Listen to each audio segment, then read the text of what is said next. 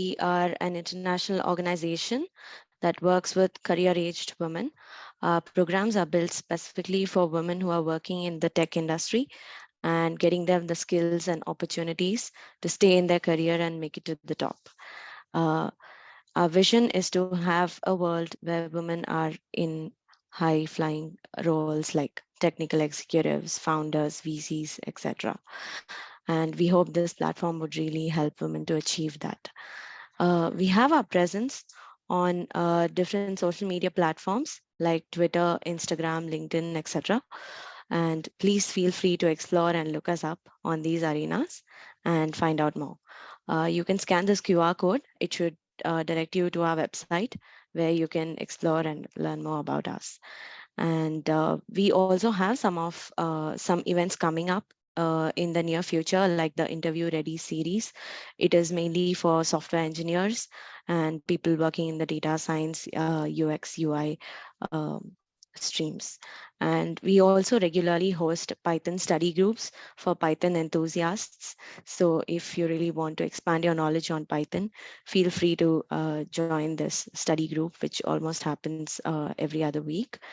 And though we are women who code, we are a gender inclusive community. We always welcome equal participation from males as well. So yeah, do join us, and I hope this platform would help you get ahead in your career. Introducing today's speaker. Today we have with us Ms. Nirvi. Ms. Nirvi is a Master of Engineering student at Cybersecurity Research Center at NTU. Her research focuses on developing minimally disruptive techniques for remediation of open source vulnerabilities. And in the past, she has worked as a software developer in Oracle, and she is an active member in empowering women in STEM community. She leads the He for She NTU Club, where her work focuses on encouraging men as partners for women's rights while acknowledging their stand to benefit from greater equality. She's a passionate coder and she spends her free time playing piano as well. So we hand it over without much ado to Miss Nirvi to uh, learn from her today. Yeah, over to you, Nirvi. Thanks, Ruthie, and thanks, Women Who Code, for having me. I hope you all are doing well, and I hope this session is useful to you because I believe there is a huge resource demand in this field, and that you may also find it exciting to work on. All right. Let me share my screen. I hope you all can see my screen. Yes. Okay, so personally, I started worrying about open source a few years ago when I was working on a couple of open source projects. And I also wanted to bring a meaningful impact to the digital world. And seeing so many data breaches happening, that was the right moment. So I started working with my professor in this research domain. So I would like to start off this presentation today with three important things that I think are is important to understand around open source security and their risk. For first thing is, what is the importance of open source? Why do we really need it? And then second, what are the open source risk? That and followed by the third point, how are enterprises currently measuring and remediating these risks? I'll be talking about some of the current work, basically what are the things that current tools are employing, basically the minimum requirements needed, and then what are the problems with the current tools, and are there any accurate approaches around it? And then lastly, I'll be talking a bit about my research for improvement in this process. So let's dive into the first point, which is importance of open source. Um, as you already know, open source is something that is open, right? So anybody can contribute to it, anybody can see the code inside it. So there are benefits and downsides to it. I would like to talk about what are the benefits of it first. So the first point, it increases developers' productivity, right? So we don't have to reinvent the wheel. So, for example, we use pandas or NumPy in our application. So if you are a Python developer, you might be aware of these open source libraries, right? So this helps in reducing the lines of code because we don't have to write everything from scratch.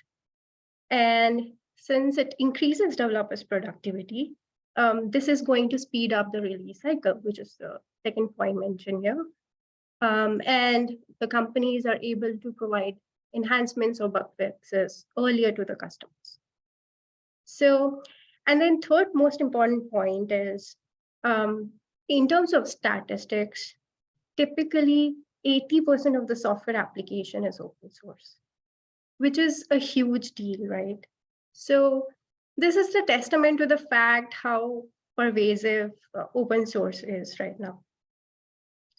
And furthermore, it is exponentially increasing, right? So if you see in this figure, so here it says there are 37 million open source component versions available right now in these four platforms, right? So on these 37 million components, currently there are, the past year there were 6 million new versions introduced, right? Which is a lot. So all in all, it says there is a huge demand for open source because it is increasing the productivity and companies are able to speed up their release cycle. So hence it is important for us.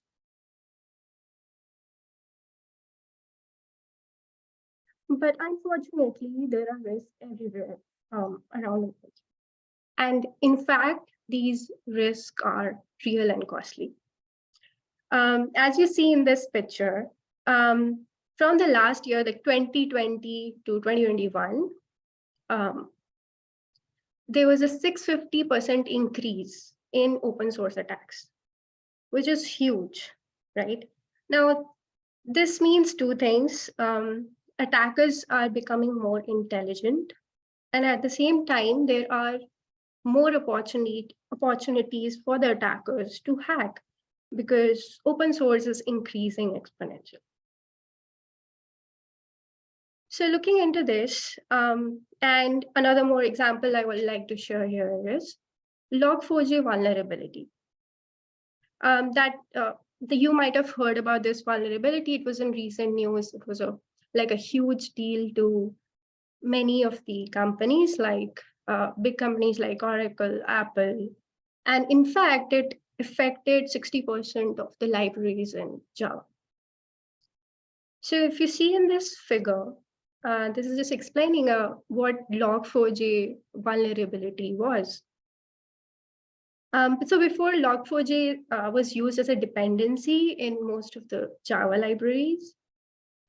So what was happening was a hacker, uh, if a hacker gives a malicious string to Log4j, which is used as a dependency in an application, Log4j further communicates with the local function, it communicates with the system and executes a vulnerability, which is a remote code vulnerability, right? So remote code here means like hacker is able to provide the code, which is the malicious string, and then it is able to exploit the system,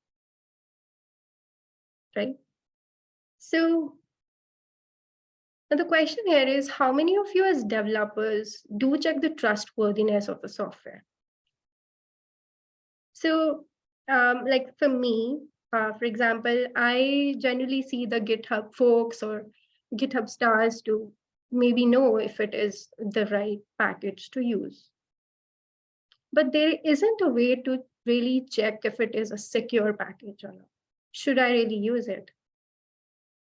And that's when the problem arises. Usually developers in any company, they're not focused on whether the software that they are writing is secure or not, right? They're only focused on innovation or getting the work done in terms of the development work. So the last point here I'm trying to explain here is many eyes make all bugs shallow, meaning there isn't enough eyes or aren't enough systematic ways to actually measure and remediate these open source software risk. So for example, open source itself is not having a secure software dev cycle to find out any bugs or any vulnerabilities in new packages or existing packages, or a way to actually update the open source libraries if they have any risk in that. So I will talk about what it means to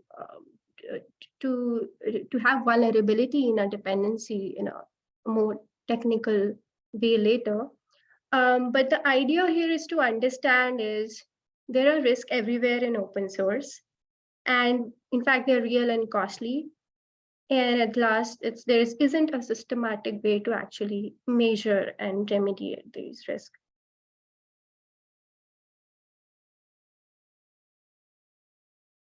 The company is actually responsible for everything that ships.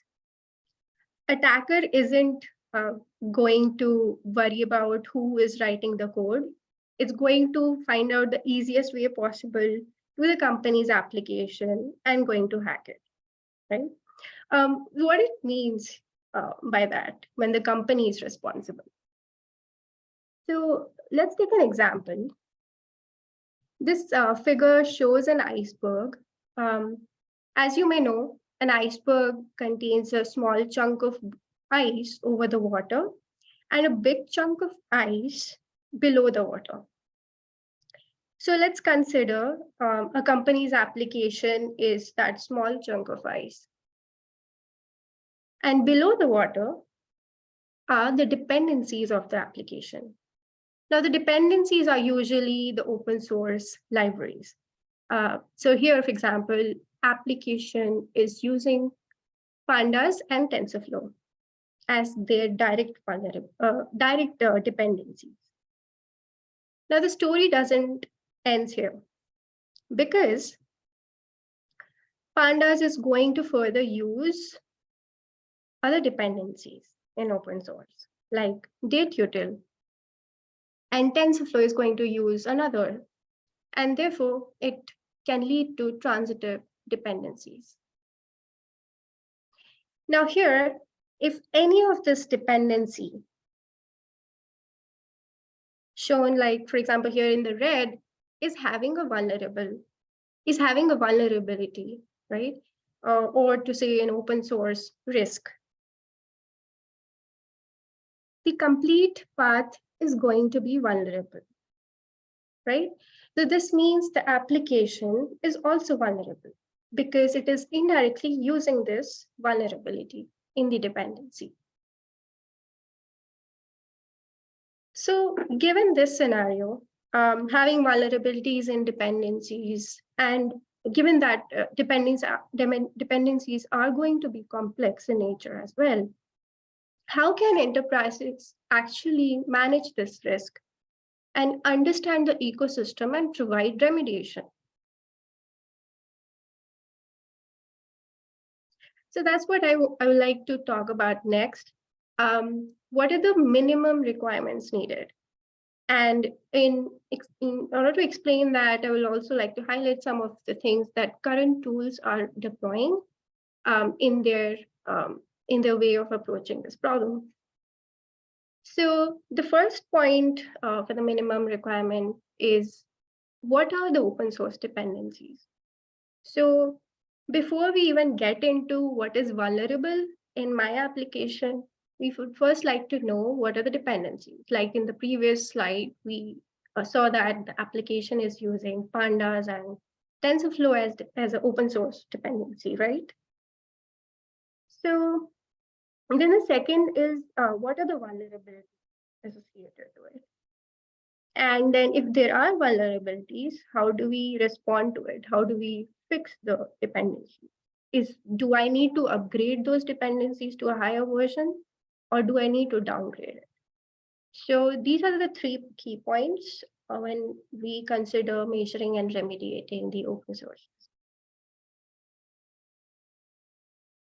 So let's expand these and try to understand each of these points in a real world scenario. How does it look like? So when we say open source dependencies, how do we actually find those in our ecosystem? So like if you see in GitHub, for example, Python ecosystem, they have these requirements.txt files. Or if you see in NPM, they have this package.json file, right? So these are the files or called the metadata files that actually mentions the dependency used by the repository. And when they mention these dependencies, they also mention what is the version range they want to use for that dependency. So a typical example it is shown here is it consists of list of the dependencies of Keras library, a very famous library that uses pandas, SkyPy. So this is also mentioning a version range. So this is how typically these current tools gather all the data um, of the dependencies of an application and associated version to it. Because at the end of the day, the application is going to use a particular version of the library. So they get to know this version is through these ranges provided in these metadata files. Okay, so this isn't enough, right? We need the vulnerability information in order to basically map what version is going to be vulnerable, or if the application is going to be vulnerable at the end of the day. So how this data is collected is actually very simple, but complex at the same time. Simple because this vulnerabilities are posted in a public database called NVD. So for example, if you see in this picture, it shows a CVE, and it is describing a vulnerability in TensorFlow library. So it says prior to version, sorry, it says prior to versions 290, 281 are vulnerable. And versions 290, all these have a patch, which means these are clean versions. So this is how usually current tools scrape the data and kind of map the affected versions to their application and get all the versions that are actually clean, right? So this is, if you see, this is all at the version level. Now, the remediation is like, again, it is how do we upgrade to a cleaner version, or the non-vulnerable version is also described in this information. So once we have collected this vulnerabilities, we have the dependencies, we have the vulnerabilities associated to the dependencies. We would like to have a remediation associated, right? So before I go to that, let's see a real example of what I said so far. It kind of makes sense when we see it. So let's take an example. Uh, Here in the blue box, we see in this picture is an application. And in the other sub boxes uh, are the dependency versions of this application, right? So there are some family of green boxes on the left and some brown boxes on below and yellow boxes above. There are like 21 dependency versions, all right? So when we say that we have to collect all the open source dependencies, this is how it looks like, the dependency tree of an application. Now, all of this is not going to be relevant when we are trying to find vulnerability in an app. Why this is? Because let's take here is an example where REN code is vulnerable. REN code version 106. All right.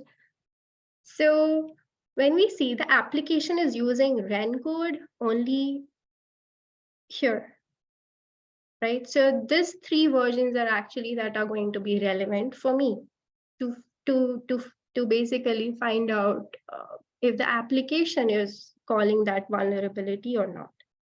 Because it's not application is not calling REN code or using REN code through the green family or the brown family, right?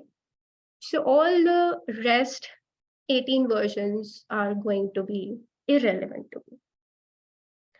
So I collect all the relevant dependency tree of the application. So this is what I mean with the minimum requirements. This is what the current tools are doing. They collect the open source dependencies, trees, and vulnerabilities, and map and see if my application is potentially vulnerable. But unfortunately, this method leads to false positives. And therefore, we need more accurate approaches because like I said, this method is going to tell us whether it is potentially vulnerable, right? Because even though the vulnerability is there in this library, the application may not be calling the vulnerable code. Okay, so it's very simple to understand. Let's take an example. Uh, when we use Pandas library, we are not using all the functions in Pandas library. We are only going to be using few functions of it, right? So similarly, the application is only going to be using few functions of REN code. And if those functions that application is calling are not vulnerable, the application is not going to be vulnerable. So this means that at version level, we can't really say that accurately say if the application is vulnerable at the end of the day or not. So the problem on the version level leads to more accurate approaches like function level analysis, right? So let's take the same example, these three relevant versions that we got, and convert it into much lower level of function level. So the left side, it shows when the application is not vulnerable. And on the right side, it's showing when the application is actually vulnerable. So at the left side, when we see the blue boxes, the application, we see the arrows, right? And when we see it is not leading to any vulnerable function. So here the vulnerable function is lowered, right? So there isn't any way where it is going to reach load. So this means the application is not calling the vulnerable function in our library. So at the right side, the situation is different because we have a function in the application that is calling load function, which is vulnerable. So since the application is calling the vulnerable function, we say the application is vulnerable, right? It's simple, but going at the lower level from version to function is going to be performance costly as well, even though it is accurate. Because just one version, typically, usually a famous library like Keras or Pandas have 100,000 of functions. So it is infeasible to actually find out a reachability of vulnerable functions for all of these when we consider open source, which is a huge ecosystem of open of libraries, right? So how do we tackle that? So next, I will be talking about a bit on the current research that I'm doing, um, which are more targeted in the way that we are actually developing offline targeted ways to do a quick online application analysis. So actually, the first two steps are kind of similar what I have explained before. So when we collect the relevant versions, we create a function called graph of all the relevant versions and do the reachability analysis. The reachability analysis, like I said, is finding out whether the application is actually calling the vulnerable function. And when I say it is targeted, it is because this approach is going to locate only the essential functions that are going to be associated towards the vulnerability and calculating the risk to get the overall risk of the vulnerable application. And using this offline data, we are basically doing a one-hop lightweight selective analysis at the online level. So this isn't going to be calculating everything online, but it is only going to be using a pre-processed offline data. So that's why it's going to be real time and lightweight. And it's like I said, it's important to be real time lightweight because you don't have all the time in the world for the data breaches to happen. So this is why we are currently developing these efficient techniques in order to have a real-time assessment of these open source. All right, so to conclude this presentation, I would like to say that this open source is important for us, but at the same time, it is risky, costly. There are vulnerabilities all around open source, and organizations are scrambling their way to patch their environments. So, and currently there aren't enough eyes, and it's very difficult to analyze it, given the growing size, exponentially growing size of open source every year, and complexity of dependencies. And last, we also discussed what are the minimum requirements in order to find out if my application is potentially vulnerable. And we discussed about function level techniques, how they're accurate, but at the same time, performance costly. That brings, that highlights that we need more accurate approaches to address this problem. All right, thank you, everyone. Any questions?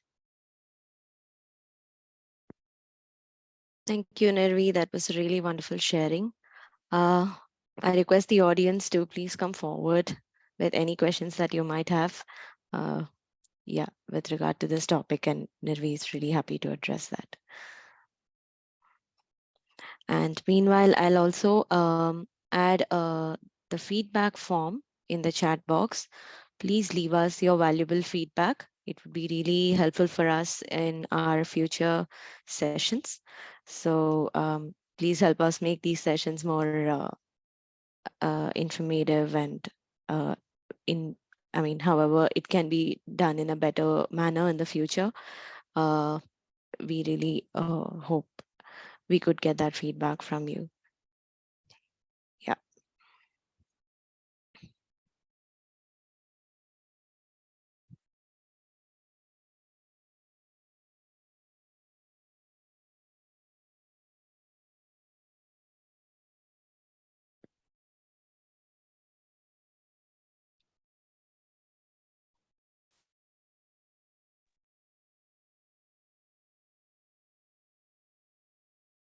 If there are no questions for the speaker, please feel free to drop off the call. I think that's it for today. Yeah. Thank you, everyone. Thanks for joining it. We really hope to see you in our future sessions. Thank you so much, guys.